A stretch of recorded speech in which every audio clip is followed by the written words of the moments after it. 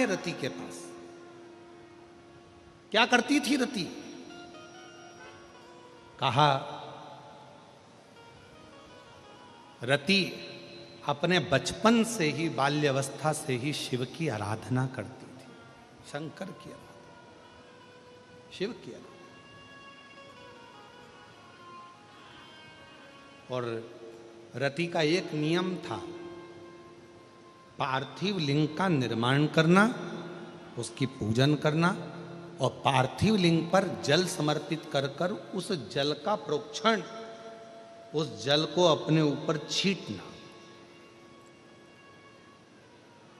शिव महापुराण के अगर आप वायव्य संहिता को पढ़ेंगे और अगर लिंग पुराण को पढ़ेंगे तो उसमें वर्णन आता है कि यदि शंकर भगवान के मंदिर में जाकर यदि आपने शंकर जी को जल चढ़ाया, आचमन नहीं भी करा, चढ़ा हुआ जल नहीं भी पिया, तो शिव जी पे चढ़ा हुआ जल यदि आप अपने मस्तक पर छिड़क लेते हैं तो एक अलग से बल आपके अंदर आ जाता है, एक अलग से बल। और वो बल साधारण नहीं होता।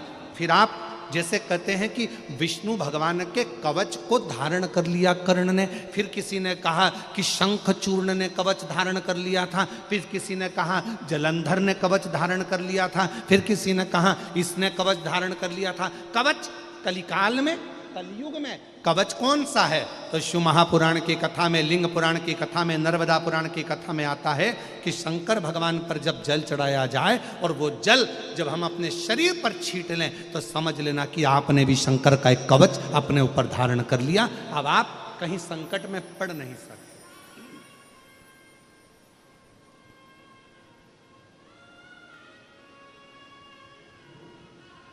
और मैंने तेरे ही भरोसे बाबा, तेरे ही भरोसे हवा बिच उड़ती जावांगी बाबा, डोर तो चढ़ी नामे कटी जावांगी।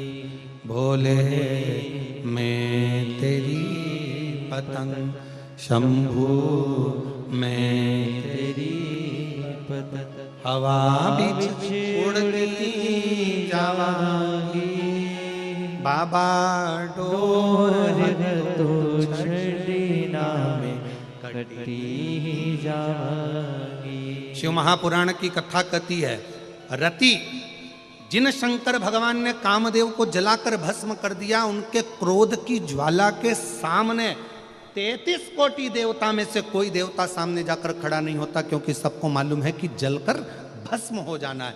केवल अकेली रति शिव जी के सामने जाकर खड़ी हो जाती है और उनकी तेज क्रोध की ज्वाला के सामने रति खड़ी हुई है।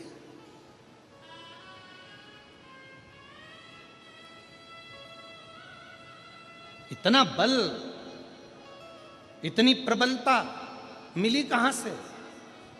और मेरी जीजियों, मेरे जीजाओं, मेरी बेटियों, बेटाओं, मेरी माताओं, मैं आप सबसे निवेदन करूं, रोज प्रतिदिन, ऐसा कोई दिन नहीं जाना चाहिए जिस दिन आप शंकर जी को जल ना चढ़ाएं। प्रतिदिन अपने घर के अंदर, अगर मंदिर नहीं जा सकते तो घर के अंदर एक छोटे से छोटा शिवलिंग अवश्य रखो। अब कई लोग कहते हैं गुरुजी हमारे यहाँ पर एक शिवलिंग है पहले का और किसी के यहाँ गए थे तो उसने हमको दूसरा शिवलिंग दे दिया, तो रख सकते हैं कि नहीं रख सकते?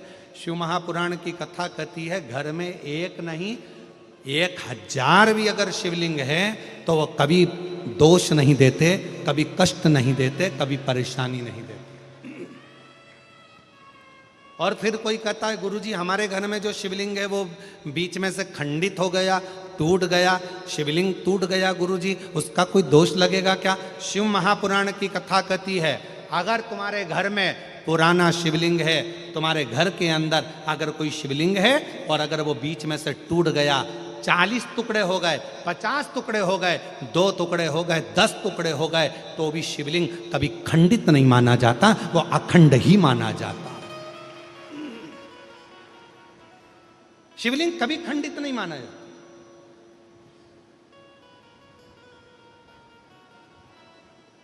सहस्त्रेश्वर, हजारों टुकड़े होने पर भी शंकर भगवान का शिवलिंग कभी खंडित नहीं, कभी खंडित। और कितना सुंदर कहा, तुमने पार्थिव लिंग का निर्माण करा।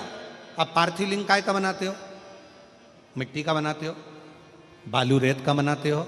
मान लो आप लोगों ने पार्थिव लिंग का निर्माण करा और पूजन करते करते ब्राह्मण देवता पूजन करा रहे हैं, आपने जल चढ़ाया, जल चढ़ाते से ही वो मालूम पड़ा शिवलिंग, पार्थिव लिंग का निर्माण करा। वो पार्थिव लिंग थोड़ा सा खंडित हो गया, पार्थिव लिंग कहीं बीच में से टूट गया, कहीं कुछ हो गया, या गलकर उस पानी में गलता गया। आपके मन में आया कि बताओ मैंने पार्थिव लिंग का निर्माण करा था और वो पानी में गल गया, टूट गया, खंडित हो गया, ऐसा हो गया वैसा। ना ना ना ना, ब्राह्मण देवता पूजन करा रहे हैं, आपने पार्थिव लिंग का निर्माण कराए, पार्थिव लिंग की पूजन चालू कर दी। और पूजन चालू करने के बाद में अगर आप उस पर पानी चढ़ा रहे हैं, जल चढ़ा रहे हैं, और वो पार्थिव लिंग अगर आपका थोड़ा बहुत भी खंडित हो रहा है, गल रहा है, जल में जा रहा है, या उसका रंग जा रहा है, या इधर से जहां से जल चढ़ा रहे थे वहां से पूरा धुलते चले जा रहा है, तो ये मत सोचना कि वो खंडित हो गया। नहीं, पार्थिव लिंग का मतलब होता है कि मिट्टी के छोटे छोटे कण, बालू रेत के छोटे छोटे कण एक जगह पर एकत्रित कर लिए और उस पर आपने जल चढ़ाना चालू करा। पार्थिव लिंग का मतलब होता है कि एक शिवलिंग की पूजन नहीं, पार्थिव लिंग का मतलब होता है उस लिंग को बनाने के लिए जितनी मिट्टी लगी, उस मिट्टी में जितने जितने कण थे, जितने छोटे छोटे कण थे, वो सब एक जगह पर इकट्ठे हो गए। तो हमको केवल एक पार्थिव लिंग पूजन का फल नहीं, हजारों पार्थिव लिंग पूजन का फल एक साथ प्राप्त हो जाता है। उसकी खंडिता नहीं, वो खंडित नहीं हुआ है, वो टूटा नहीं है, उसमें खंडितता नहीं आई है।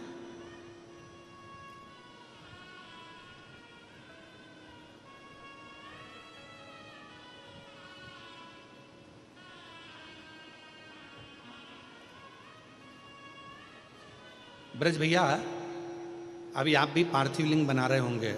ब्राह्मण लोग जब शिव पुराण चलती है तो पार्थिव लिंग का निर्माण किया जाता है।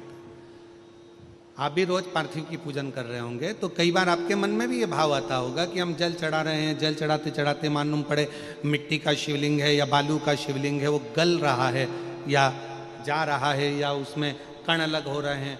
तो कभी शिव महापुराण की कथा कहती है, पार्थिव लिंग का निर्माण होने के बाद जब हम भगवान शंकर की स्तुति करना प्रारंभ कर देते हैं, आराधना करना प्रारंभ कर देते हैं, उसका जब पूजन करना प्रारंभ कर देते हैं, फिर उस पर जल चढ़ाने पर अगर वो अलग अलग टुकड़ों में भी हो जाता है तो भी वो खंडित नहीं माना जाता।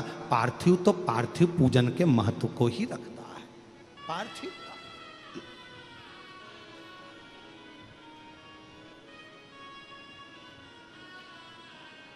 और शंभु शरणे पड़े, मांगो घड़ी रे घड़ी, दुख काटो दया करी न दर्शन आपो।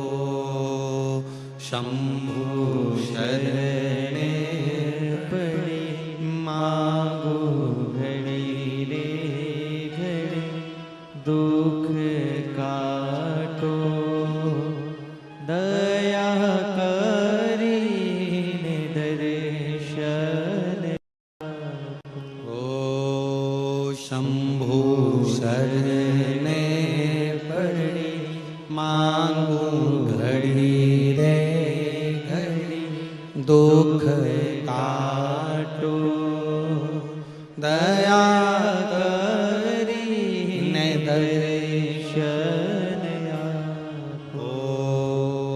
शंभु शरणे पड़ी, सब बोलिए, मांगो घड़ी रे घड़ी, दुख काटो दया करी दर्शन आपो।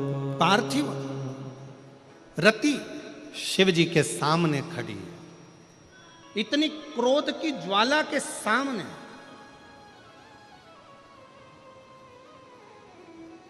इतना क्रोध सामने और रति खड़ी है।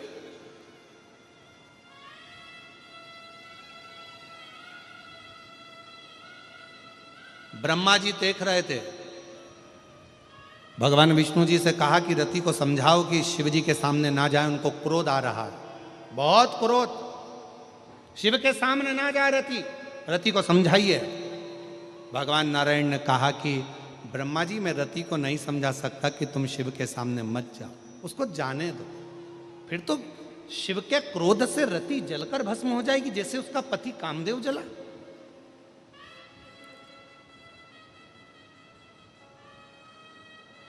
फिर तो रति जल जाएगी। नहीं, शंकर भगवान के सामने रति का बाल भी बांका नहीं होगा, बल्कि अपने पति को वापस लेकर रति आएगी। भगवान नारायण कह रहे हैं।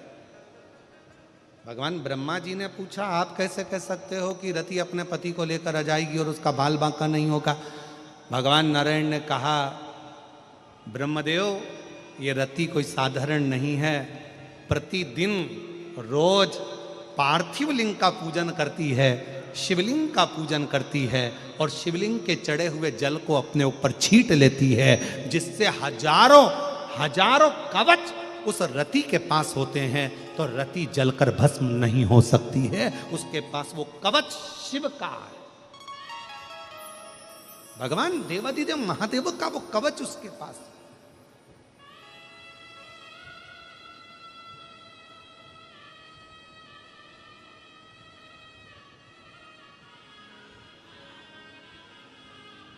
और फिर निवेदन करें, अगर डॉक्टर ने कहा है कि बहुत बड़ा कोई रोग हो गया है, बहुत बड़ी तकलीफ सामने आकर खड़ी हो गई है, बहुत बड़ा कष्ट है, बहुत बड़ी बीमारी है, मिट नहीं रहा, जा नहीं रहा, डॉक्टर शिव का एक रूप होता है। हम अपनी व्यासपीठ से हमेशा कहते हैं कि डॉक्टर को शंकर मानो। डॉक्टर शिव का एक रूप है। डॉक्टर बोले कि जांच कराओ तो जांच कराओ, डॉक्टर बोले कि ऐसी दवाई खाओ तो दवाई खाओ, डॉक्टर बोले ये सारी जांचें कराना पड़ेगी, जांचें कराओ, डॉक्टर बोल दिया कि ये दवाई खाना पड़ेगी, खाओ। पर डॉक्टर के साथ में, उस दवाई के साथ में एक काम और चालू करो, शिव की भक्ति को प्रारंभ कर दो, क्योंकि डॉक्टर भी शंकर का एक रूप है और वो मृत्यु को जीतने वाला महामृत्युंजय मेरा शंकर भी एक डॉक्टर का ही प्रतिबिंब स्वरूप। शिव को आराध्य बनाकर अर्चना कर, शिव को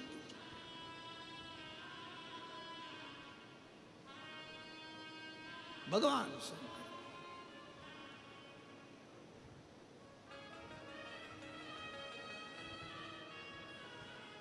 दवाई नहीं लग रही है। कई माताएं ऐसी हैं जो रोज दवाइयाँ खाती हैं, रोज दवाइयाँ खाती हैं। रात को सोना है तो दवाई, घुटने दुख रहे हैं तो दवाई, बीपी है तो दवाई, शुगर है तो दवाई।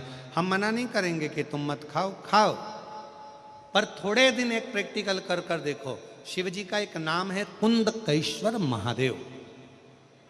सब लोग बोलो उस नाम को। कौन सा नाम है?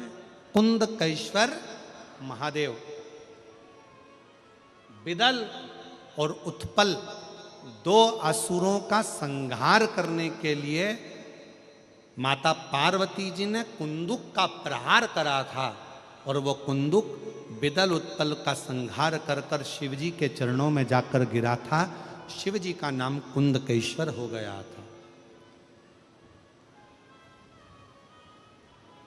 तब स्वयं भगवान कुंदकेश्वर शंकर भगवान ने कहा था, पार्वती तेरे कुंदुक के प्रहार से विदल और उत्पल के मरने के बाद में ये कुंदुक मेरे चरणों में आया है, आज मेरा नाम कुंदकेश्वर हुआ है। पार्वती, संसार सागर में भूमंडल पर जो भी मानव मनुष्य औषधि का सेवन करेगा और कुंदकेश्वर का स्मरण करेगा, वो रोग से मुक्त होगा, रोग से। इसलिए डॉक्टर अगर दवाई दे रहे हैं, डॉक्टर अगर औषधि दे रहे हैं, तो एक काम जरूर करो, कुंदकेश्वर महादेव का नाम लेकर उस दवाई को खाना प्रारंभ। भरोसा, जितनी दृढ़ता,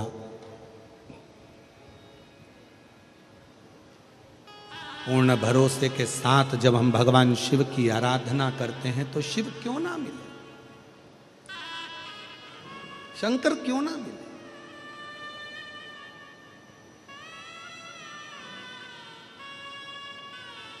एक विश्वास की मूलता,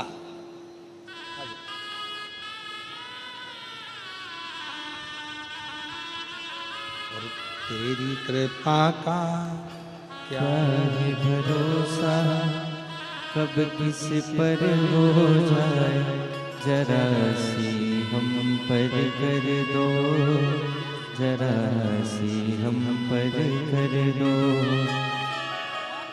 तेरी कृपा का क्या है भरोसा, कब किस पर हो जाए, जरा सी हम पर कर दो, जरा सी हम पर कर दो। जिस पर भी हो गई तेरी कृपा करुणा, वो भव पार हुआ, भव पार हुआ। पापी हो चाहे जितना, उसका भी बाबा उद्धार हुआ, उद्धार हुआ। गिद्ध अजामिल गणिका जैसे तेरे मन को भाए, जरा सी हम पर कर दो, जरा सी हम पर कर दो। तेरी कृपा का क्या है भरोसा, कब किस पर हो जाए, जरा सी हम पर कर दो, जरा सी हम पर। शिव तत्व कहता है, भगवान शंकर की कथा कर रही है, शिव महापुराण की कथा कर रही है। शिव जी पे चढ़े हुए जल का पुक्षन, भगवान शंकर पे चढ़े हुए जल को अपने ऊपर छिड़क लेना, अपने ऊपर धारण कर लेना, ये हमको कवच प्रदान करता है। कवच,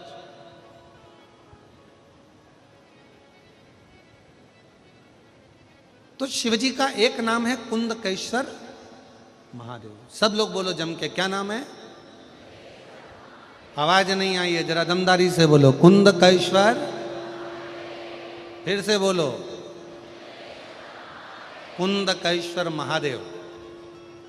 हम जब छोटे थे तब हमको पढ़ाते थे टीचर, तो जो याद नहीं होता था उसको चिल्ला चिल्ला के बुलवाते थे, बोलो 2 एकम 2, 2 दूनी 4, 2 तिया 6, 2 चौको 8, चिल्ला चिल्ला कर दिन भर बुलवाते थे, बोलते रहो, चलो बोलो।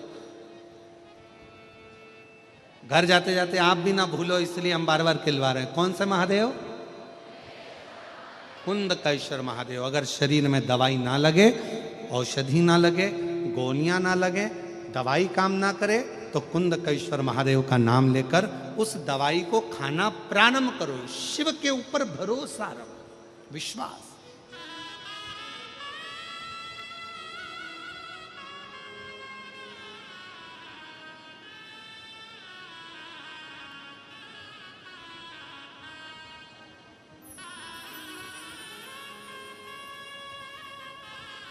शिव कथा कर रही है, भगवान शंकर का चरित्र कर रहा है।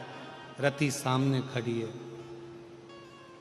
और रति सामने खड़ी, शिव जी के सम्मुख में खड़ी है रति सामने। शंकर भगवान के क्रोध का उस पर कोई असर नहीं हो रहा।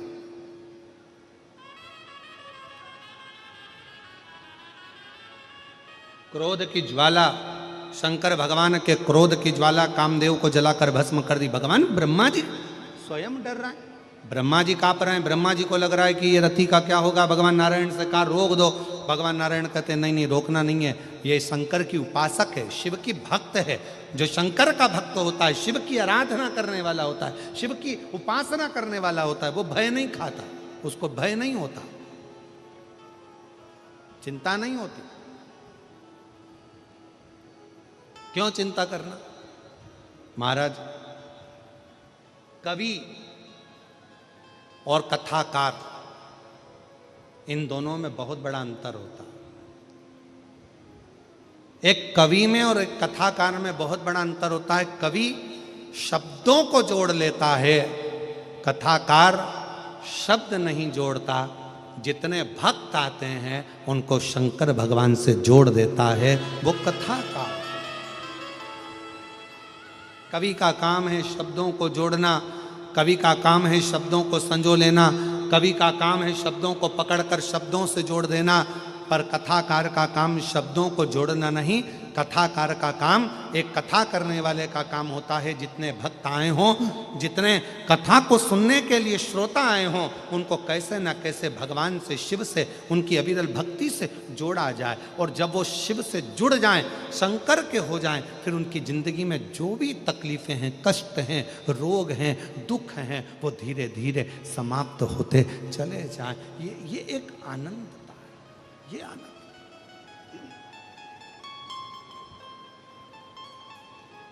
शिव कथा कर रही है, भगवान शंकर का चरित्र कह रहा है। शिव महापुराण की कथा भगवान शंकर का चरित्र, शिव तत्व कह रहा है। भगवान शंकर की कथा कर रही, रति हिली नहीं, रति नहीं हिली। और आखिरी में क्या हुआ? शिव जी के क्रोध की ज्वाला, शंकर भगवान के क्रोध की ज्वाला जो रति के ऊपर गई, रति हाथ जोड़कर खड़ी भगवान शंकर के नाम का स्मरण कर रही है, शिव को पुकार।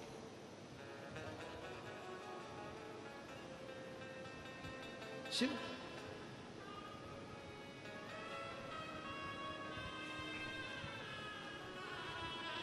और ये संसार सागर में, ये पूरे ब्रह्मांड में, पूरी दुनिया में, पूरे संसार में भगवान के नाम की बड़ी महत्वता है, बड़ी महत्वता। नाम की बड़ी महत्वता है। कई लोग अपनी अपनी भाषा में कह देते हैं, गुरुजी हमारे घर में हमने भगवान शंकर, भगवान का एक रूम बनाया है, भगवान का एक कमरा बनाया है। आप लोगों में भी कई लोग ऐसा बोल देते हैं, हमने बहुत बड़ा बंगला बनाया गुरुजी, उसमें भगवान का एक कमरा बनवाया।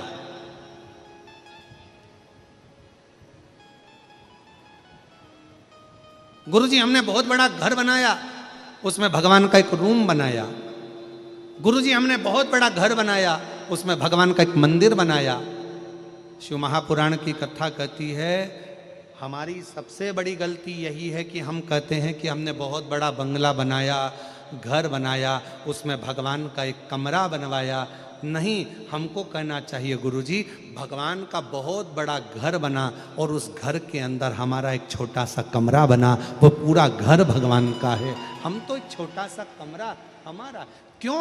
अगर घर हमारा रहेगा, भगवान का एक कमरा रहेगा, तो घर में जितनी भी चिंता होगी वो तुम्हारी होगी, घर में जो भी परेशानी होगी वो तुम्हारी होगी, घर में जो भी कष्ट होगा वो तुम्हारा होगा, घर में जो भी दुख होगा वो तुम्हारा होगा। और जिस दिन तुमने कह दिया ये घर शंकर भगवान का है और उसमें एक कमरा मेरा है, तो तुम्हारा दुख कुछ भी नहीं होगा, तुम्हारा कष्ट, तुम्हारी चिंता कुछ भी नहीं होगी। जो भी कुछ होगा वो देवाधिदेव महादेव का होगा, क्योंकि ये शंकर जी का है, ये भगवान श्री हरि का है, ये नारायण का है, ये हमारा नहीं।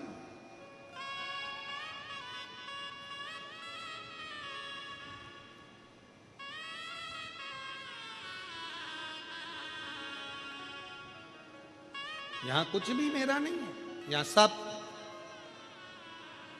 कभी मुख से मत कहो मेरा, हमारे घर में हमने भगवान का एक कमरा बनाया, बल्कि ये कहो कि भगवान के घर में हमारा एक कमरा बना है।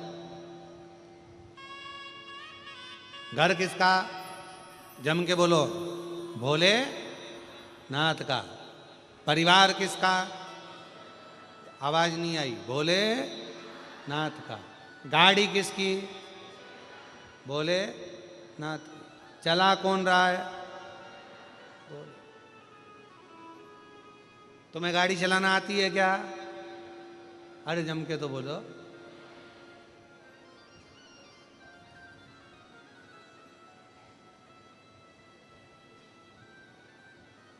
जब एक गाड़ी चलाना अपने को अच्छे से नहीं आती, कितने भी अच्छे ड्राइवर बन जाओ, कितने भी अच्छे बन जाओ और कितनी भी अच्छी ड्राइविंग करना आ जाए, तुम कितने भी अच्छे बन जाओ, पर पास में से निकलकर जो गाड़ी जा रही है, सामने चल रही, आड़ी चल रही, टेढ़ी चल रही, वो कैसा है तुमको क्या मालूम है?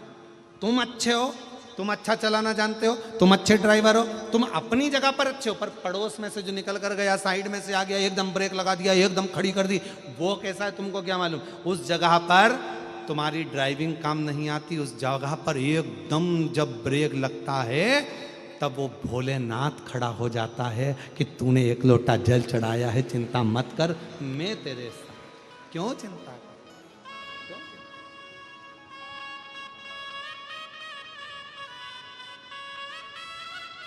उस समय पर हम केवल एक शिव, उसके सिवा पूरी गाड़ी एक चाबी पर आश्रित होती है। पूरी गाड़ी एक चाबी पर आश्रित है। चाबी गई और तुम्हारी गाड़ी यहीं खड़ी रह गई। फिर कोई तुमसे कहे कि क्यों तुम्हारे पास गाड़ी नहीं? गाड़ी तो है, कथा में गई थी, चाबी ना जाने कहाँ चली गई। तो गाड़ी तो है ना साहब, गाड़ी ले जा। तो क्या गाड़ी कैसे जाएगी? चाबी भी तो होना चाहिए। बस एक चाबी पूरी गाड़ी को चला देती है। उसी तरह एक बार जिंदगी में सुनी हुई शिव महापुराण की कथा पूरे जीवन को संवार देती है। पूरे जीवन, पूरे जीवन। इसलिए उसको उसके ऊपर आश्रित होकर तेरे भरोसे में भय मुक्त होकर शिव जी के सामने खड़ी थी।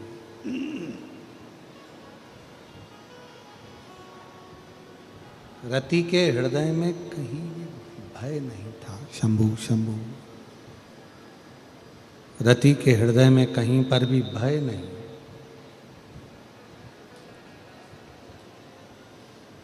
भय से मुक्त होकर खड़ी है। शिव जी का ध्यान गया रति पर। इतने तीव्र क्रोध में भी अगर ये नहीं जली है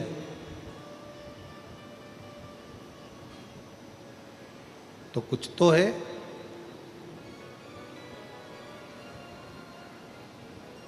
कोई विषम परिस्थिति में आने के बाद, आवाज क्लियर करो और रिटर्न बढ़ाओ। कोई विषम परिस्थिति में आने के बाद भी अगर भगवान शिव की बाहर का बढ़ रहा है, अंदर का नहीं बढ़ रहा,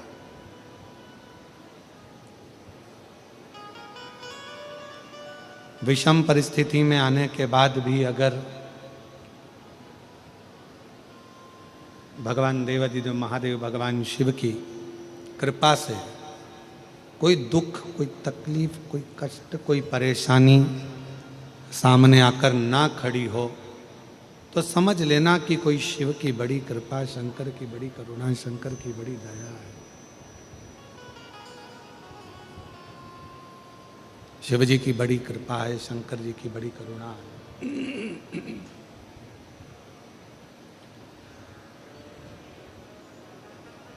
एक विषम परिस्थिति रति के सामने थी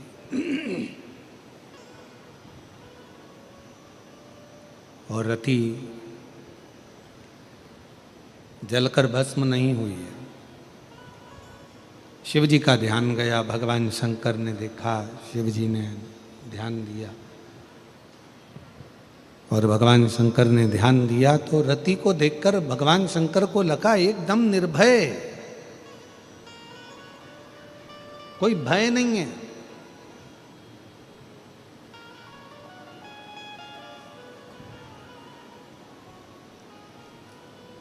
तब भगवान शंकर ने कहा रति से कि मांगो तुमको क्या चाहिए। ब्रह्मा जी मुस्कुराने लगे कि बताओ कि सामने स्वयं क्रोध, इतना तेज क्रोध सामने आया हुआ है और वो क्रोध में रति जली नहीं है, रति समाप्त नहीं हुई, उस क्रोध में जली नहीं, और भगवान शंकर रति से कह रहे हैं कि मांगो तुमको क्या चाहिए। क्या प्रदान किया जाए तुमको?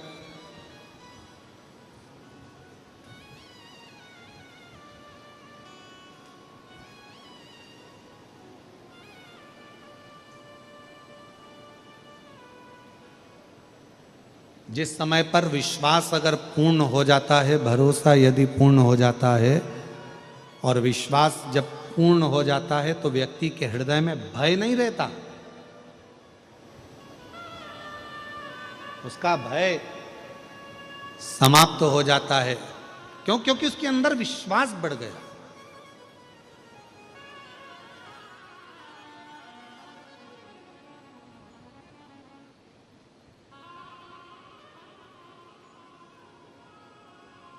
एक प्रसंग बहुत पहले एक किसी ने सुनाया था, वो प्रसंग हमारे स्मरण में आता है कि फ्लाइट में एक छोटी सी बच्ची खेल रही है और फ्लाइट ऐसा सूचना मिली है कि ये क्रैश होने वाली है, ये फ्लाइट समाप्त होने वाली है, और बेटी अपने खिलौने से खेल रही है। बच्ची अपने खिलौने से खेलने में लगी हुई है, उसको कोई मतलब नहीं क्या हो रहा है क्या नहीं, वो तो अपनी मस्ती में अपनी जिंदगी जी रही है। उस बच्ची से कहा कि एक अनाउंस हुआ है कि ये फ्लाइट समाप्त होने वाली है, क्रैश होने वाली है, और तुम रो नहीं रही हो, सब रो रहे हैं और तुम नहीं रो रही हो।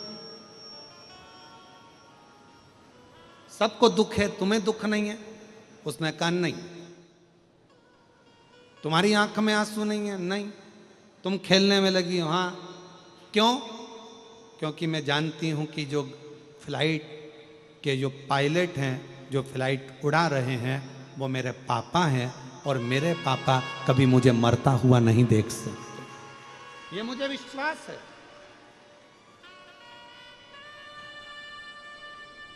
ये मुझे भरोसा है कि मेरे पिता मुझे मरता हुआ नहीं देख सकते। ये भरोसा अपने अंदर लाना है कि हमारे जीवन में अगर तकलीफ थोड़ी सी भी है, याद रखना हमारे घर में भगवान का कमरा नहीं है, भगवान के घर में हमारा कमरा है। हमारी सारी चिंता हमें हमारे देव अधिदेव महादेव को में जांच कराने, दूसरे डॉक्टर ने कह दिया नली में गांठ नहीं, नली में सुपारी फंसी है, और वो सुपारी निकाल दी और बाबा की कृपा से पूर्ण स्वस्थ हो गई। ये इसको शंकर, इसी को शिव की विरल भक्ति, इसी को शंकर की विरल भक्ति, इसी को शिव की उपासना, इसी को शंकर भगवान की आराधना, इसी को कहते हैं। आपका विश्वास जीतना चाहिए।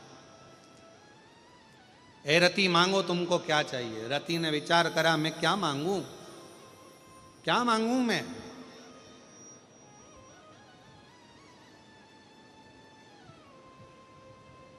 क्या मांगू मैं भगवान? क्या? शंकर भगवान कह रहे हैं रति मांग लो। रति हाथ जोड़कर बोली, बस मेरा पति मुझे वापिस दे दो, मेरा पति मुझे दे दो, और मुझे कुछ भी नहीं चाहिए, बस मेरा पति मुझे मिल जाए। शंकर भगवान बोले वो तो भस्म हो गया। कामदेव तो मेरे सामने जलकर भस्म हो गया, और तुम कह रही हो कि मुझे पति दे दिया। अब वो कामदेव तो भस्म हो गया, तो मिलेगा कैसे? रति ने कहा कि आहूं में असर होगा, घर बैठे बुलाएंगे, तुम रूठे रहो भोले, हम तुम्हें मना लेंगे। तुम कहते हो भोले हमें काशी प्यारी है, तुम कहते हो भोले हमें काशी प्यारी है। एक बार तो आ जाओ, काशी भी बना देंगे। एक बार तो आ जाओ, काशी भी बना देंगे। तुम रूठे रहो भोले, हम तुम्हें मना देंगे। बाबा, आप कह रहे हो कि मेरा पति जलकर भस्म हो गया, मेरा पति कामदेव जलकर भस्म हो गया, आप कह रहे हो।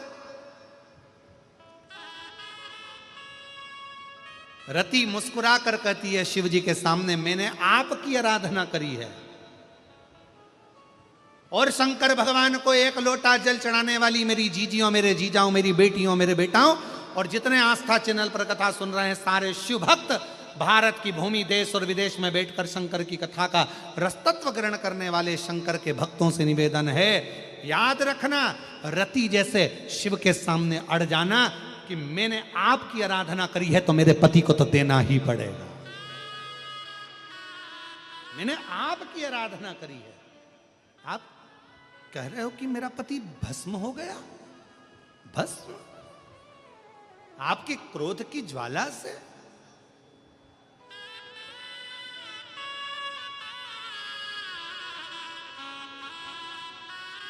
मैं जानती हूं ये कठिन है, और तुम कहते हो भोले हमें गंगा प्यारी है।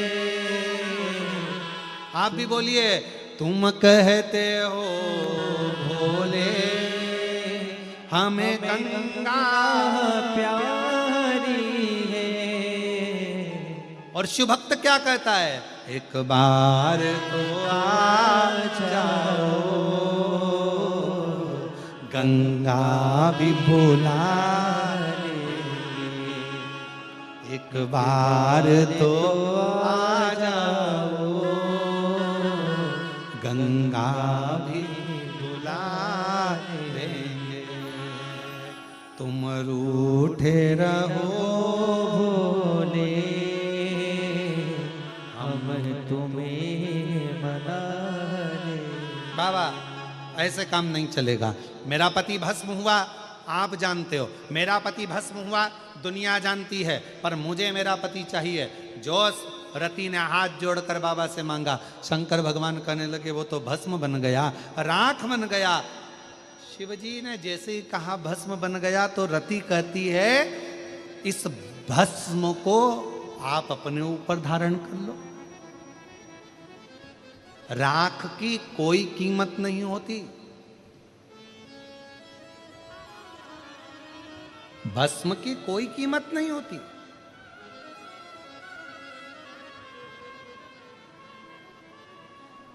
अच्छा एक बात बताओ, कचरे की कोई कीमत होगी? अरे जम के तो बोलो नहीं। पर वही कचरा अगर किसी सुनार की दुकान का हो तो, अब जम के बोलो, कीमत होगी कि नहीं होगी? कचरे की कीमत नहीं है, पर कचरा अगर सुनार की दुकान का है तो उसकी कीमत है। राख की कीमत नहीं है, भस्म की कीमत नहीं है, पर वही भस्म यदि शिव पर चढ़ी है तो वो कीमत वाली है, उसकी कीमत है।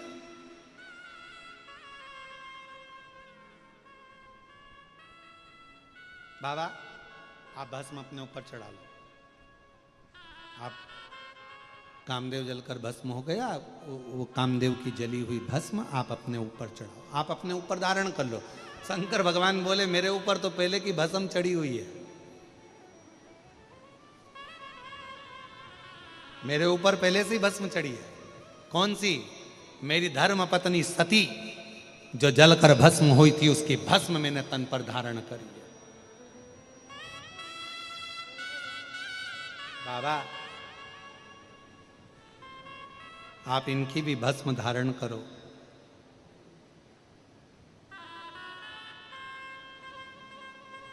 आप इनकी भी भस्म धारण करो। शिव जी ने मना करा, रति हाथ जोड़कर खड़ी रही। आपने कहा है वर मांगो, आप कहते हो वर मांगो। मैं वर मांग रही हूं, मेरे पति की भस्म आपके तन पर चढ़ा लीजिए। क्यों? रति बड़ी विद्वान थी, बहुत चतुर थी रति। रति को मालूम है शंकर भगवान के तन पर सती की भस्म चढ़ी है तो सती को वापिस जन्म लेना पड़ेगा और शंकर की होना पड़ेगा। सती वापिस जन्म लेगी और रति जानती है अगर कामदेव की भस्म शिव के शरीर पर चढ़ गई तो कामदेव भी फिर जन्म लेगा और कामदेव मेरा होकर रहेगा। एक बार भस्म चढ़ना चाहिए, बस एक बार बस। और शिवजी मना कर रहे हैं, मैं कामदेव की भस्म अपने शरीर पर धारण नहीं करूंगा, मेरे ऊपर तो सती की भस्म चढ़ी है।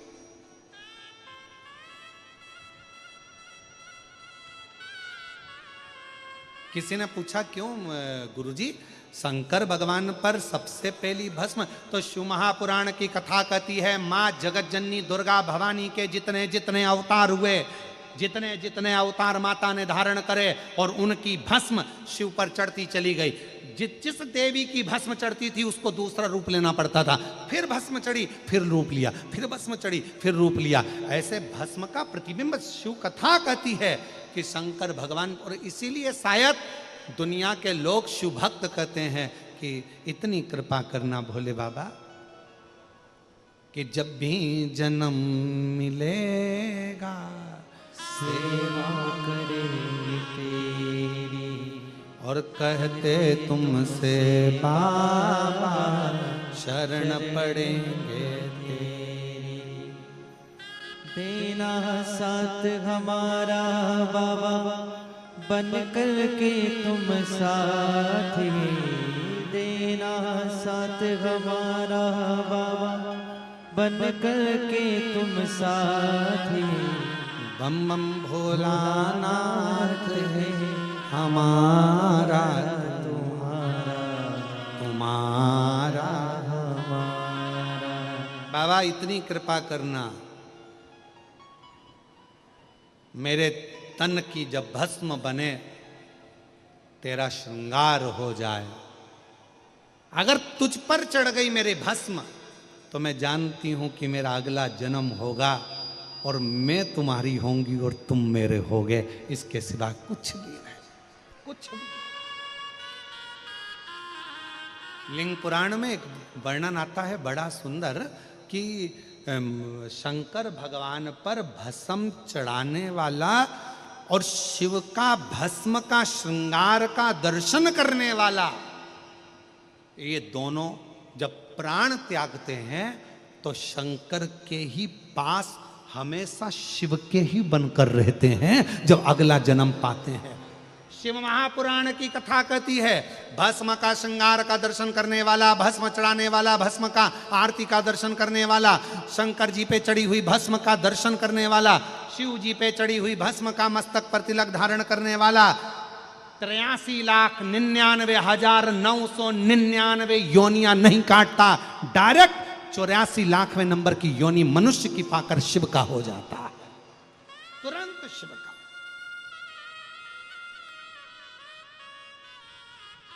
उसका जन्म बार बार नहीं होता।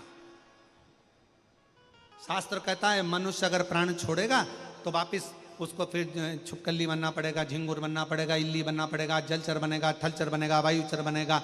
कई लोग बहुत सारे ऐसा नहीं कि ना जाने कितने कितने रूप करना पड़ते हैं। जो ज़्यादा निंदा करता है, चुगली करता है, खूब गंदा गंदा बोलता है, दिन भर निंदा में डूबा रहता है, दिन भर निंदा करता रहता है, दिन भर बुराई करता रहता है, उसको अगला जन्म कुत्ते का मिलता है और कुत्ते का जन्म पाकर वो फिर गली में कुत्ते ऐसा भौंकता रहता है क्योंकि जिंदगी भर उसने निंदा करी, खूब बुराई करी, बुराई करी, बुराई करी, बुराई करी, जगत में बुराई करता है तो अगला जन्म कुत्ते का पाता है। कुत्ता बनकर फिर वो गली गली में भौंकता रहता है और आखिरी में कोई नहीं सुनता तो भोग भोग के मर जाता है क्योंकि उसने निंदा करी, बुराई करी।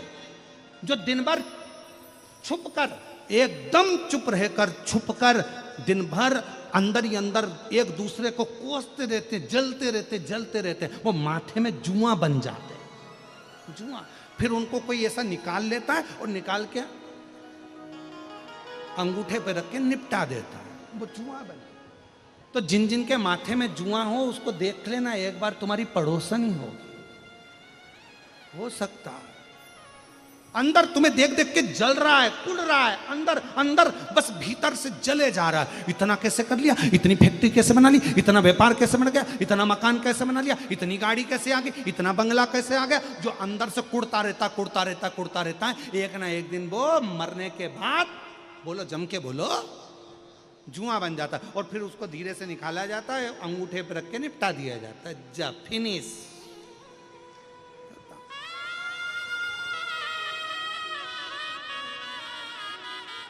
इसलिए फिर निवेदन है, अरे मत बुरे कर्म कर बंदे वरना पछताएगा, भगवान की आंखों से तू बच नहीं पाएगा, तू बच नहीं पाएगा। एक लाइन याद रखो, तेरा क्या होगा रे कालिया। इसलिए बुरा करने से पहले, बुरा सोचने से पहले, बुरा बोलने से पहले 50 बार विचार करा जाए, कहीं गलत तो नहीं हो रहा, कहीं गलत विचार तो नहीं आ रहा, कहीं गलत भाव तो नहीं आ रहा। अच्छा सोचो।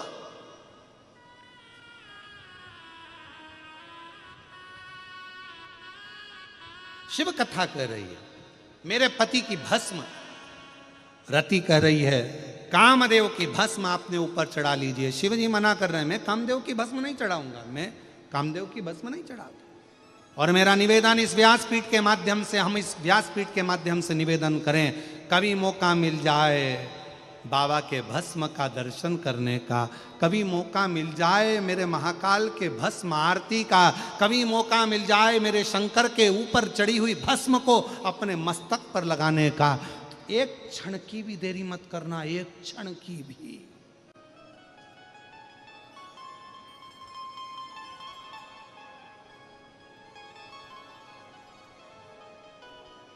एक मनोरथ नाम का असुर था।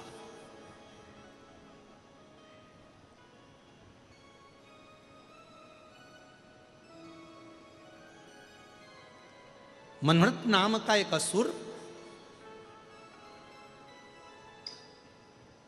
बहुत पाप किया उसने, जिंदगी में बहुत पाप किया, बहुत।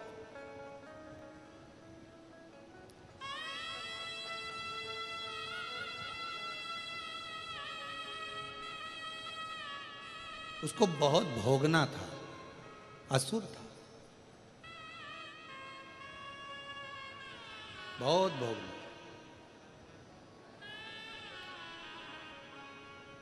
और मनोरथ को मालूम था कि मैं मरूंगा और मेरे को प्रेत की योनि मिलेगी और मैं भटकूंगा, तड़फूंगा, मेरी गति नहीं होगी, मेरा मोक्ष नहीं होगा, मुझे सुख नहीं मिलेगा, मुझे परेशानियां झेलना पड़ेगा।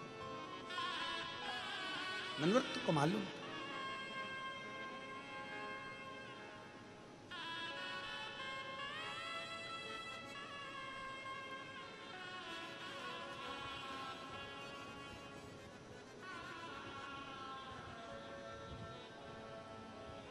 एक शिव भक्त प्रातः शिवजी पर भस्म लगाकर, उस भस्म का त्रिपुंड धारण कर कर जल पीने के लिए सरोवर में गया। जैसे ही उसने जल भरा, उसके मस्तक की थोड़ी सी भस्म जल में गिर गई। मनोरथ नाम का असुर वहां से निकल कर जा रहा था, उसको भी प्यास लग रही थी, वो पानी पीने के लिए गया। उसको नहीं मालूम कि किसी शिव भक्त के माथे की भस्म जल में गिर गई है, और वो जल मनोरथ ने पी लिया। उसी क्षण उसके प्राण छूट गए।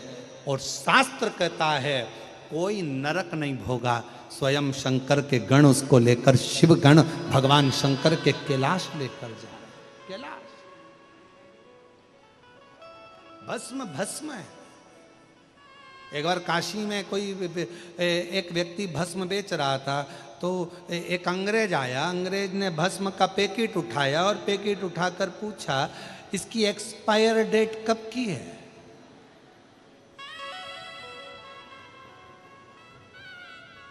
काशी में रहने वाले व्यक्ति ने भस्म के पैकेट को लेकर हाथ में कहा, इसकी एक्सपायर डेट का पता नहीं है, पर तुम जब तक सिर पर लगाते रहोगे तुम्हारी एक्सपायर डेट खसकती रहेगी।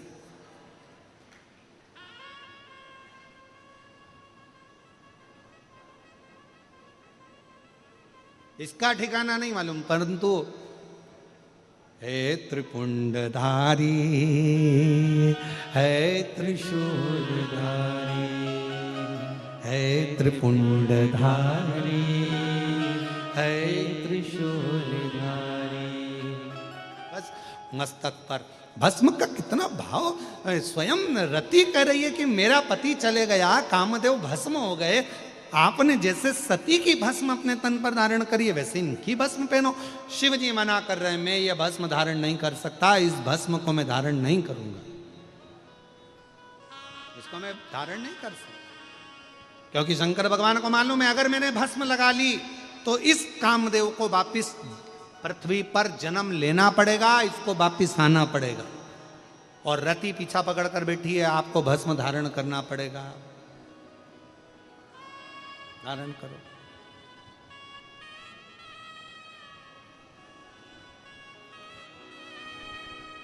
शिव जी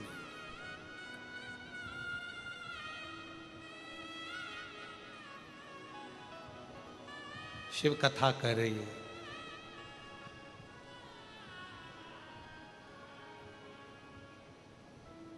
शिव महापुराण की कथा कह रही है। रति की आंख से आंसू बहने लगे। बाबा आप ही ने तो अभी कहा था कि कुछ मांग ले, और मैंने मांगा और आप मुझे वो दे नहीं रहे हैं। शिव जी कहते हैं और कुछ मांग ले। नहीं, रति कहती है मुझे तो बस केवल, आप मेरे पति के प्राण नहीं दे सकते, मत दो, आप तो इतना सा करो ना कि मेरे पति की जो भस्म है वो अपने तन पर धारण कर लो, बस इतनी सी बात, और कुछ नहीं चाहिए।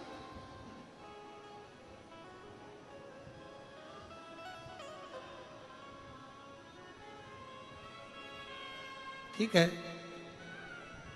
देवता देख रहे थे, भगवान ओघड़दानी ने, शंकर भगवान ने कामदेव की जो भस्म थी, उस भस्म को भगवान शंकर ने अपने तन पर जो धारण करा,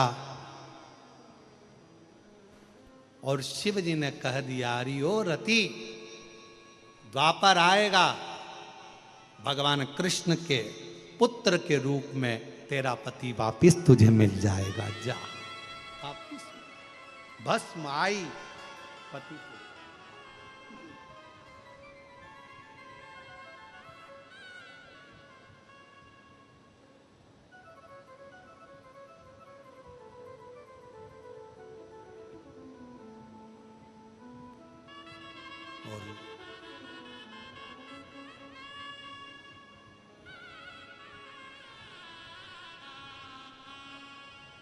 मेरी भस्म चढ़े आप पर, हो उद्धार हमारा। बाबा, भस्म का श्रृंगार, भस्म का दर्शन और भस्म धारण करना, ये भगवान शंकर की अविरल भक्ति है। और मेरी जीजियों, मेरे जीजाओं, बेटियों, बेटाओं, मेरी माताओं, मेरे बुजुर्ग, मेरे माता पिता तुल्य जितने भी भाई बंधु बैठे हैं, आप सबसे निवेदन करूं, ज़्यादा नहीं तो प्रयास करा करो अपने घर में काशी की या उज्जैनी की या जो भी बड़ा शिवालय हो, वहाँ की थोड़ी सी भस्म अपने घर में होना चाहिए। क्यों? कभी कभी हफ्ते भर, 15 दिन, 20 दिन, 25 दिन में वो भस्म यदि हमारे कंठ पर, मस्तिष्क पर या अपनी जो अच्छी जगह है, कोई फैक्ट्री है, कोई दुकान है, कोई व्यापार है, कोई व्यवसाय है, अन्य जगहों पर कोई कह देता है इसने टोना कर दिया, कोई ने कहे उसने टोटका कर दिया, कोई ने कहे इस पर कुछ ने कोई जादू कर दिया। ना ना ना, शंकर की भस्म अगर किसी घर में है, शिव के शिवलिंग पर चढ़ी हुई भस्म यदि आपके पास में है, तो दुनिया का ना तो कोई टोना हो सकता है, ना कोई टोटका हो सकता है, ना कोई हवा हो सकती है, ना कोई हानि हो सकती। शिव भस्म में वो बल हो, शिव भस्म।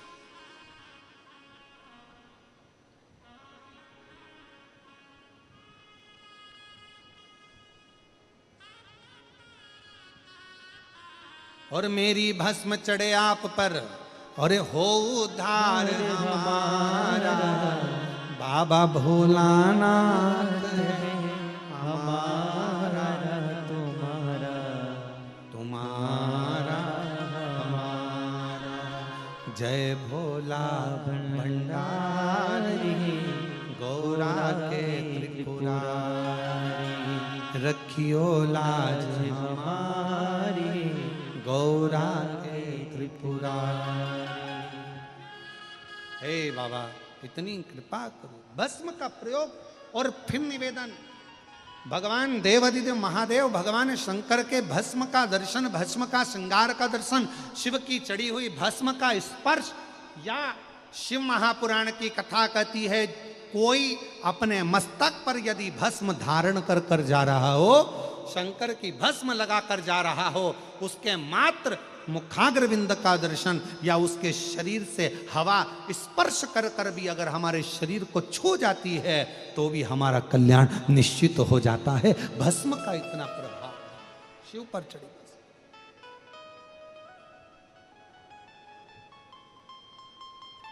शंकर भगवान पर चढ़ी भस्म का इतना भाव, इतना।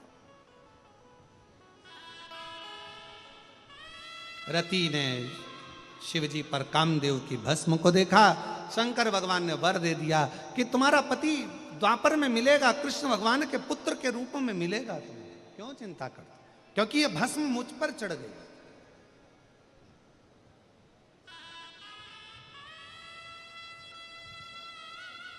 आप लोग कभी उज्जैन गए? कौन कौन गया है जरा हाथ उठाओ। सब गए? भस्म आरती का दर्शन किस किस ने किया है? सबने करा है। कभी मौका मिले ना हमारी उज्जैनी में बाबा अवंतिका नाथ की नगरी में जाकर कभी बाबा के भस्म श्रृंगार का, कभी बाबा के भस्म आरती का, कभी बाबा के भस्म स्वरूप का दर्शन करें। कभी विश्वनाथ जी जाएं तो बाबा के भस्म स्वरूप का दर्शन करिए, भस्म आरती का दर्शन बाबा का।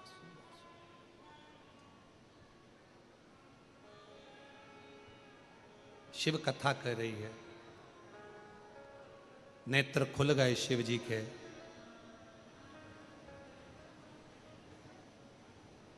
ब्रह्मा जी सृष्टि की रचना करना चाहते हैं पर उनके मन का भाव जो था वो छूट गया। शिव को पहचान नहीं पाए ब्रह्मा जी। एक पर्वत को घुमाना प्रारंभ करा और उस पर्वत ने शिवलिंग की आकृति ले ली। भगवान विष्णु जी से ब्रह्मा जी ने कहा आप चरण का दर्शन करो, मैं शीश का दर्शन करता हूँ। चरण भगवान नारायण को नहीं मिले, वापिस लौट कर आ गए और भगवान नारायण ने कह दिया कि मुझे चरण नहीं मिले। शंकर भगवान की आकाशवाणी होकर कहते हैं भगवान नारायण आपने सत्य कहा, इसलिए आज से आपका नाम सत्य नारायण होगा। सत्य नारायण।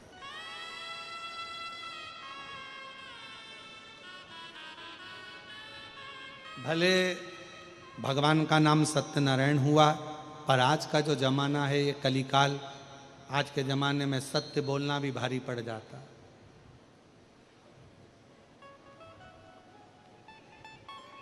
आज का जमाने में सत्य बोलना बड़ा भारी है। आज के जमाने में किसी बेटी से कह दो कि शंकर जी के लिए चंदन घिसो, तो कई आजकल की बहुएं चंदन घिसे, और फिर आज की बेटियों से कह दिया जाए चंदन मत घिसो और एक काम करो अब तुमको कहीं जाना है तो अपने आप को घिसो, फिर 2-4 घंटा अच्छे से घिस ले, पर चंदन ना घिस पाए। बहुत कठिन है माता।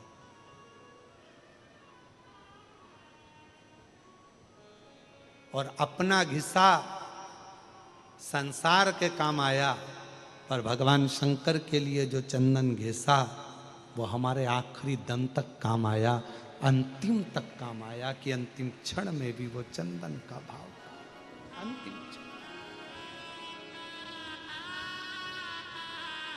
शिव कथा कह रही है, भगवान शंकर का चरित्र शिव महापुराण की कथा वर्णन करती है। सती माता जलकर भस्म हुई हैं।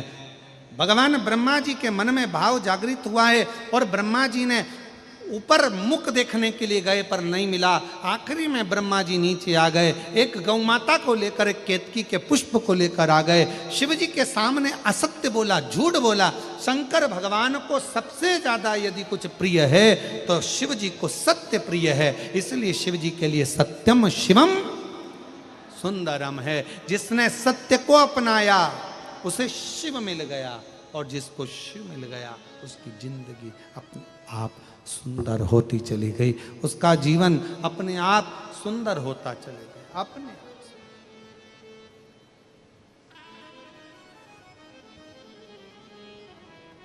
पर आज के जमाने में सत्य बोलो भी तो कैसे बोलो, बहुत कठिन है महाराज सत्य बोलना आज के जमाने।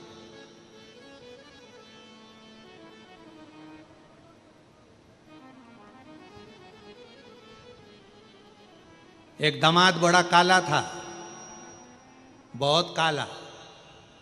ससुराल आया, सासू जी ने उसको खूब रबड़ी खिलाई, श्रीखंड खिलाया, दही खिलाया, दूध खिलाया।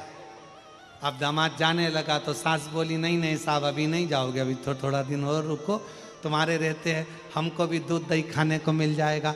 दामाद को लगा आज तक सास ने कभी नहीं रोका, पर पहली बार रोक रही है, इतना मान सम्मान दे रही है, और क्या कह रही है तुम्हारे चक्कर में हमको भी श्रीखंड मिलेगा, हमको भी दही मिलेगा, हमको भी दूध मिलेगा, जरूर कोई बात है। इतने में सास ने कहा नहीं साहब रुकना पड़ेगा। तो दामाद ने पूछा माँ जी कभी नहीं रोकी, पहली बार रोक रही हो, इतना प्रेम से रोक रही हो, क्यों रोक रही हो? इतने में दामाद ने पूछा तो सास बोली हमारी जो भैंस है ना उसका बछड़ा हुआ था पाड़ा, वो मर गया, पर जब से तुम आए हो ना तुम्हें देखकर दूध अच्छा दे रही है।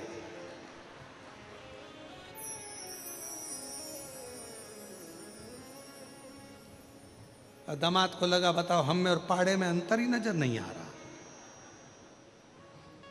अब वो सत्य बोल दी। आज के जमाने में सत्य सुहाता कहां है, पर शंकर को सत्य की प्रीति। ब्रह्मा जी ने झूठ बोला, शीश कटा, कर्मनाशा नदी प्रकट हुई, बट का पेड़ ब्रह्मा जी के मुख से प्रकट हो गया।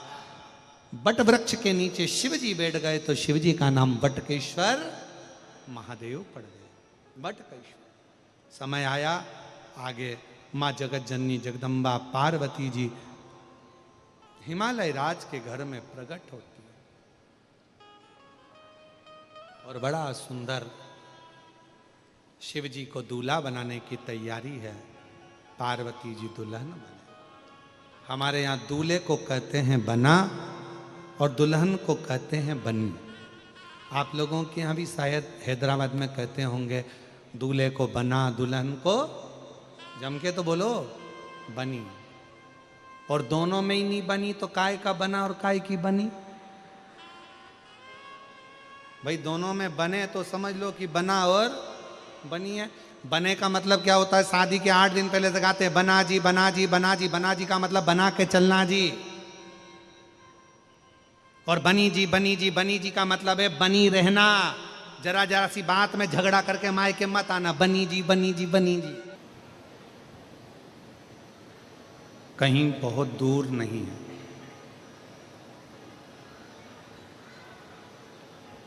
भगवान शिव जो हमारी श्वास है और जो श्वास नित्य प्रति 21,600 श्वास जो प्रतिदिन इस मानव के शरीर से निकल रही है, प्रतिदिन।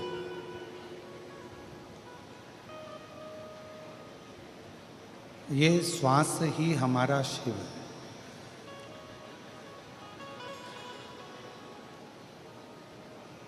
और जिसने मानव शरीर में निकलने वाली श्वासों को, ग्रहण करने वाली श्वासों को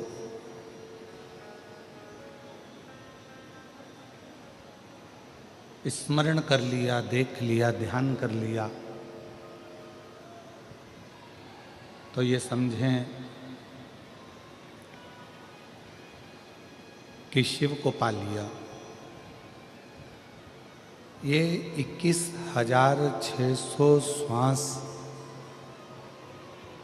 जो मानव के शरीर से रोज आ रही और जा रही है।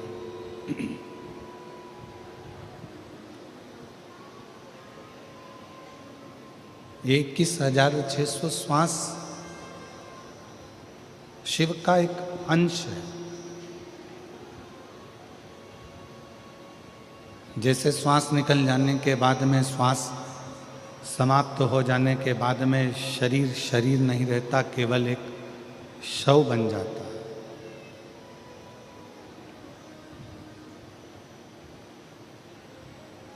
फिर शरीर की कोई मूलता नहीं रह पाती। फिर वो शरीर श्वास जाने के बाद में केवल एक शव का एक स्वरूप है। उसी तरह शिव महापुराण की कथा कहती है, जिसने अपने जीवन काल में शिव नाम नहीं जपा,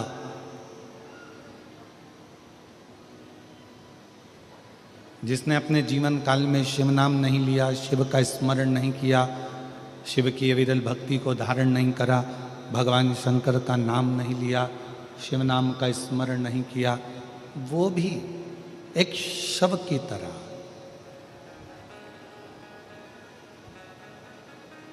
क्योंकि वो शिव को जान नहीं पाए।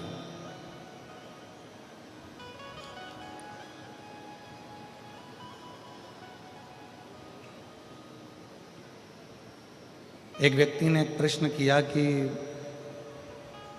माहेश्वरी समाज की उत्पत्ति भगवान महेश से हुई है,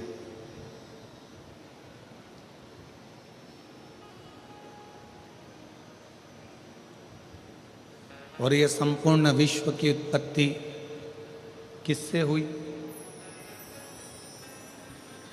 तो हमारा निवेदन है इस व्यासपीठ के माध्यम से, केवल माहेश्वरी समाज की ही उत्पत्ति शिव से नहीं, भगवान महेश से नहीं, बल्कि जितना भी ब्रह्मांड की रचना आप देख रहे हो, ये सब भगवान महेश की ही रचना है, भगवान शिव की ही रचना है।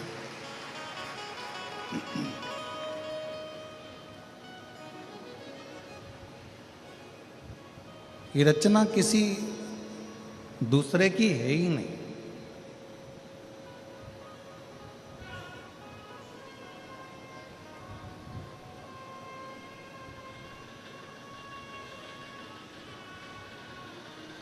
भगवान शिव जी की और भगवान ब्रह्मा जी की लड़ाई किस बात से शुरू हुई?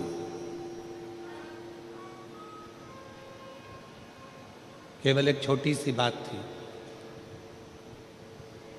भगवान शिव जी ने भगवान ब्रह्मा जी से केवल इतना कहा कि इस सृष्टि की रचना जब आप करें तो थोड़ा सा अहंकार अपने अंदर मत आने देना, डीले कम करो।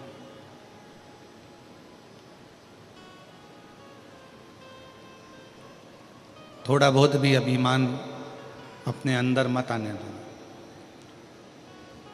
और केवल ब्रह्मा जी से भगवान शिव नहीं कह रहा,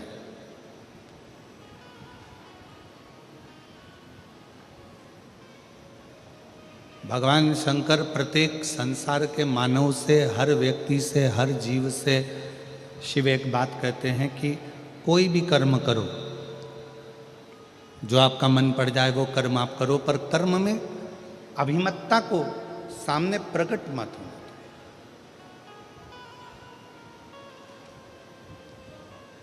सही जिंदगी जीने के लिए शिव की बंदगी बहुत जरूरी है।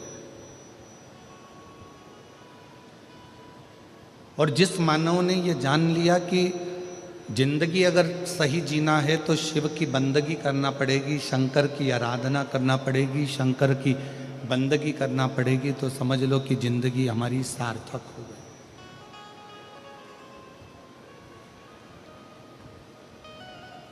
शिव की बंदगी के बिना हमारी ये जिंदगी ठीक नहीं हो सकती।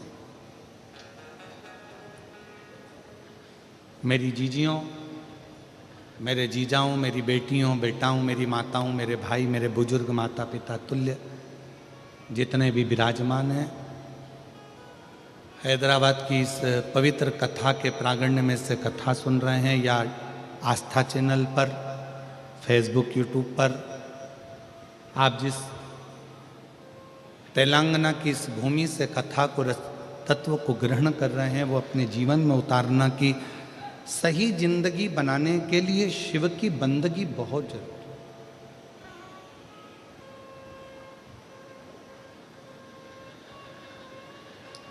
आप राम जी का भजन करो, आप कृष्ण जी का भजन करो, आप नारायण का भजन करो, आप जिसका भजन करना चाहो उसका करो, पर साथ में शिव की बंदगी, शिव की आराधना।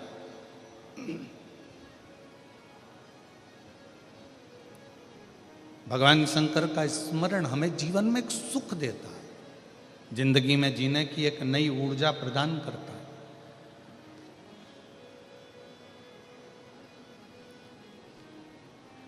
ब्रह्मा जी को भगवान शंकर ने केवल इतना सा समझाया कि सृष्टि की रचना करो, पूरा संसार की रचना करो, पर अहंकार रखकर मत करो। तुमने अगर थोड़ा सा भी अभिमान अगर अपने अंदर रख लिया और तुमने सोचा कि ये सृष्टि की रचना मैंने करी है, तो ये ठीक नहीं है।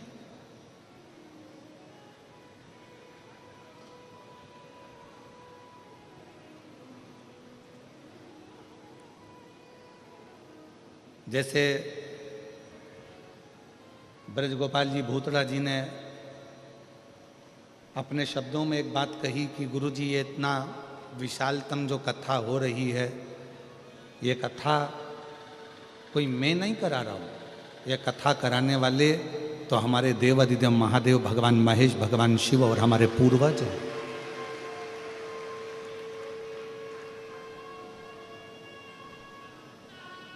और उसी को आप और हम लोग अपनी भाषा में कहते आए हैं कि प्रभु आपकी कृपा से सब काम हो रहा है, भोले आपकी कृपा से सब काम हो रहा है। करते हो भोले बाबा, मेरा नाम हो रहा है। करते हो भोले बाबा, मेरा नाम हो रहा है। और भोले आपकी कृपा से सब काम हो रहा है। शंभु आपकी कृपा से सब काम हो रहा है। ये जितना, जैसे श्री ब्रजगोपाल जी बोले कि ये जितना जो कुछ करा रहा है सब शिव करा रहा है।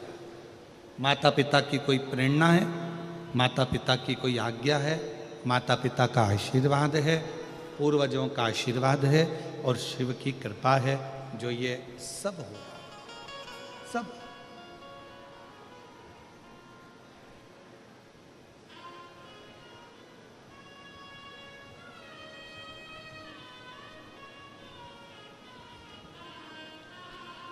और ब्रजगोपाल जी, हम कहें अपनी भाषा में कि हमारे हिसाब से साउथ की, दक्षिण की ये सबसे बड़ी कथा है बाबा देवाधिदेव महादेव की ये कथा, जिसमें इतने 1, 2, 3 पंडाल, पीछे के पंडाल, साइड में और भी शिव भक्त। और कल आपने रात को 2 से 3 बजे तक आप यहाँ खड़े रहकर और भी व्यवस्थाएं जो करवा कर गए हैं, उसके लिए आपको साधुवाद है, शिव की कृपा। ये शिव की उदारता है।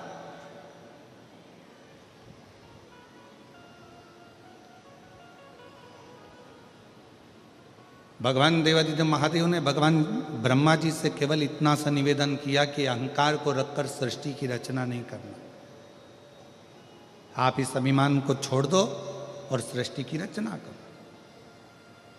इतने में भगवान ब्रह्मा जी से यह बात सहन नहीं हुई।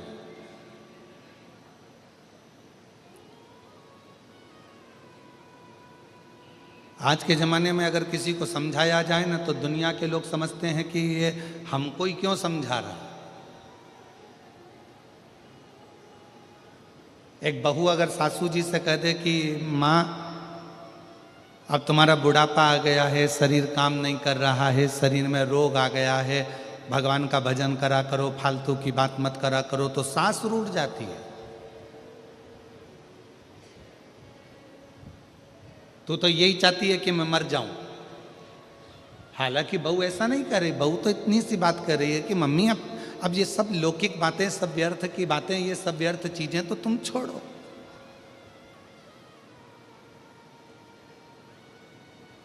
एक दिन हमारी सासू जी से हंस के बोली जेठानी,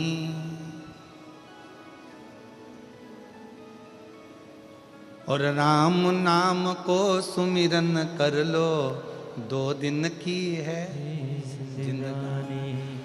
अब जिस दिन से जेठानी जी ने यह कहा कि 2 दिन की जिंदगानी है, राम नाम का सुमिरन कर लो, उस दिन से जेठानी का मुंह ही नहीं देखा सास।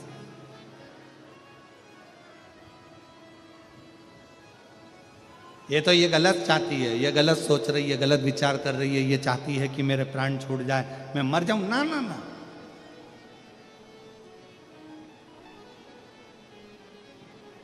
बहू ये नहीं चाहती, बहू तो चाहती है कि आप खूब जियो।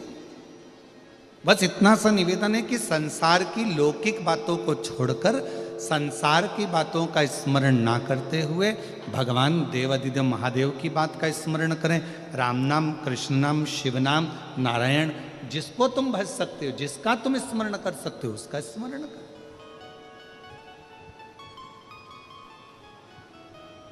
और वही की वही जो एक बहू सास से कहती है, वही की वही भगवान शंकर ने भगवान ब्रह्मा जी से कहा कि सृष्टि बनाओ, पर ये अहंकार रखकर सृष्टि का निर्माण नहीं करना है। तुम्हें अभिमतता से दूर रहकर शिव कह रहे हैं कि सृष्टि का निर्माण करो।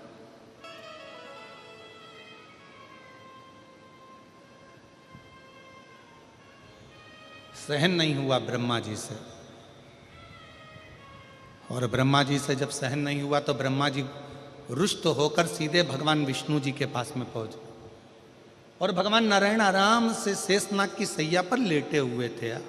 लक्ष्मी जी चरण दबा रही थी उनके।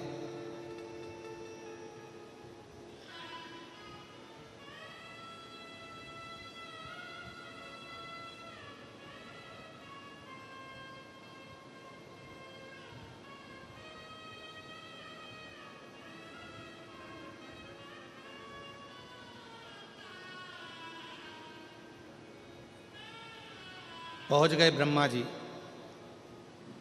लक्ष्मी जी की दृष्टि पड़ गई भगवान ब्रह्मदेव के ऊपर।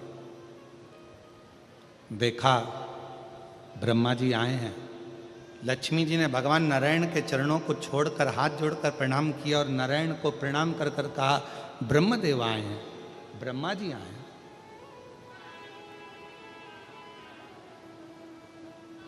ब्रह्मा जी? हाँ। भगवान विष्णु उठे, ब्रह्मा जी ने प्रणाम किया भगवान नारायण को, नारायण ने प्रणाम किया भगवान ब्रह्मा जी। कितनी सुंदर बात है। ये हमारे 33 कोटि देवी देवता ये हमको सिखाते हैं कि आप किसी को आदर करोगे तो कोई तुम्हारा आदर करेगा।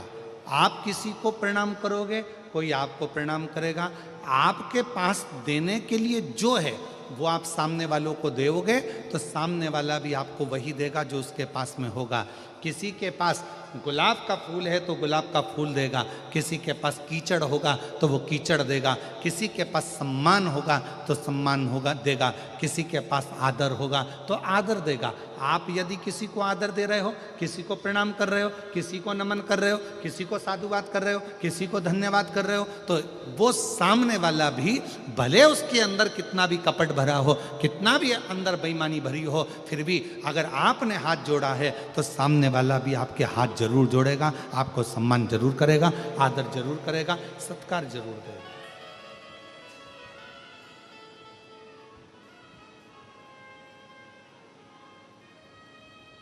आपके पास देने के लिए क्या है ये आपके ऊपर निर्भर करता है।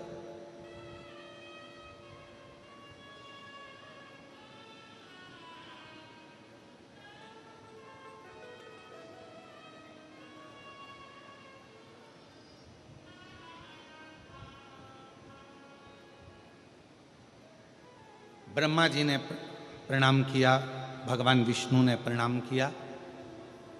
भगवान नारायण ने पूछ लिया ब्रह्मा जी से कि किस कारण से आपका आगमन हुआ है, क्यों आए हो, क्या हो गया, किस लिए आना हुआ। तब ब्रह्मा जी ने कहा कि सृष्टि की रचना मैं कर रहा हूं।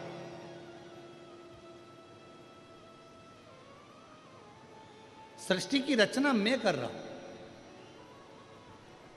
भगवान विष्णु समझ गए जहां पर मैं का संबोधन आ जाता है, जहां पर मैं का संबोधन लग जाता है, फिर वहां अहंकार आकर विराजमान हो जाता है।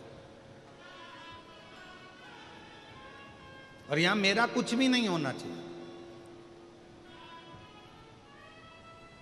कथा करवाने वाला शिव, कथा वाचने वाला शिव और कथा सुनने वाला भी शिव।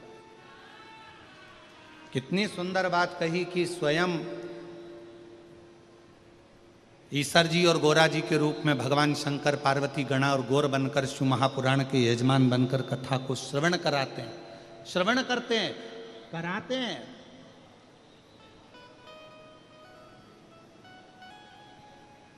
स्वयं शिव।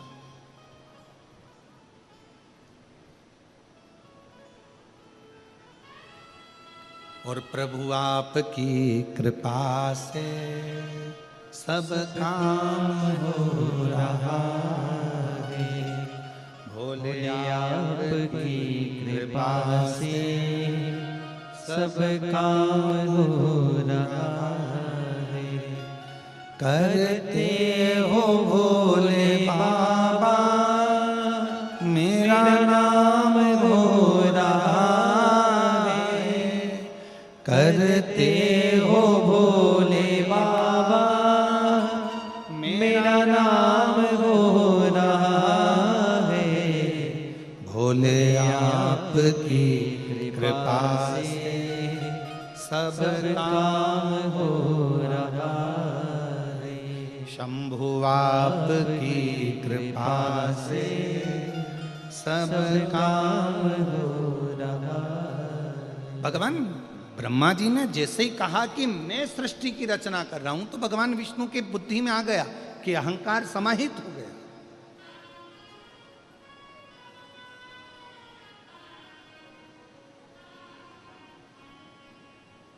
एक पंखे में 3 पंखड़ियां होती हैं। अब आजकल का फैशन हो गया तो 4 पंखड़ी का भी पंखा हो गया, पर शुरू से बचपन से अगर आपने देखा होगा तो कितनी पंखड़ी का पंखा होता है, जम के बोलो जरा, 3 का। और 3 पंखड़ी का ही पंखा घूमता रहता है, तो पंखड़ियां घूमती रहती है, घूमती रहती है, घूमती रहती है। कभी विचार करा कि 3 पंखड़ी का ही पंखा क्यों हुआ, ये 3 पंखड़ियां ही क्यों घुमाई जाती है?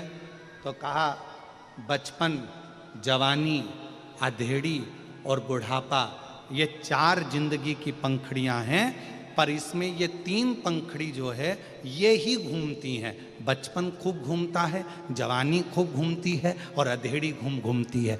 चौथे नंबर की जो पंखड़ी है ना, वो तो लटकी की लटकी रहती है, क्योंकि उसको मालूम है अपना घूमने का समय नहीं, अपना तो ठहरने का समय है और जिंदगी को साधने का समय।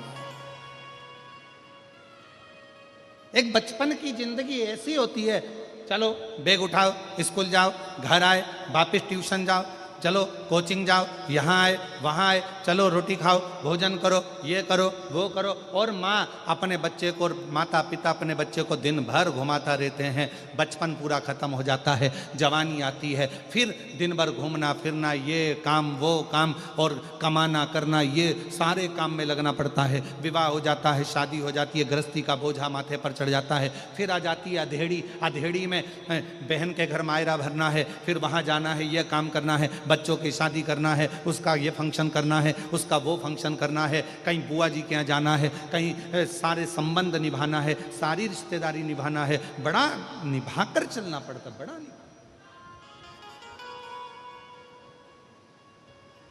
और हम आप सबके सामने इस हैदराबाद की पवित्र भूमि पर एक बात कहना चाहेंगे, जिसके घर में बुजुर्ग रहते हैं ना, तो छोटे अपनी जिंदगी को बड़ी एंजॉयफुल जीते हैं, याद रखना, बड़ी एंजॉय से, बड़े खुश होकर जीते हैं।